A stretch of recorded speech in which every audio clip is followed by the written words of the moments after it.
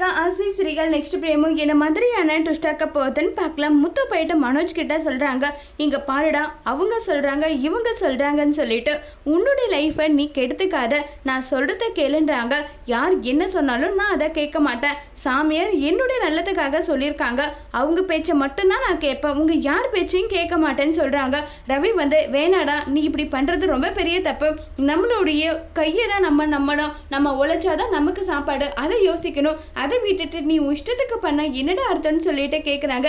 நீங்கள் யார் சொல்கிறதே என்னால் கேட்க முடியாது, எனக்கு என்ன தோணுதோ அதை தான் நான் கேட்பேன்னு சொல்லிட்டு ரொம்பவே வரி பண்ணிட்டு இருக்காங்க. உடனே ரவி சொல்கிறாங்க, விடுடா அவனுக்கு அவங்க சொல்கிறது தான் பெருசாக இருந்தால் அப்படியே இருந்துட்டு போட்டோம், விட்டுரு, நீ எதுக்காக மறுபடியும் அதை பேசிட்டு இருக்க, நீ அதை நினைச்செல்லாம் வரி பண்ணிக்காதுன்னு சொல்லிட்டு ரொம்பவே கோவமாக அங்கேருந்து கிளம்பி போனதும் உடனே மனோஜ் வந்து யோசிக்கிறாங்க, என்ன நினச்சிட்டு இருக்கீங்க நீங்கள், நான் எல்லாம் வந்து மறந்துடுவேன், நான் அடுத்த கட்ட லெவலுக்கு போகணும்னு சொல்லி என்னுடைய வளர்ச்சியை தடுக்க பார்க்குறீங்களா நீங்கன்னு சொல்லிட்டு கண்டபடி பேசுகிறாங்க. சரி விடுடா, அவன் எப்படியாவது போயிட்டு திருந்தணும் தான் ஆசைப்படுறான் போலன்னு சொல்லிட்டு ரவி முத்துவை கூட்டிகிட்டு போயிடுறாங்க.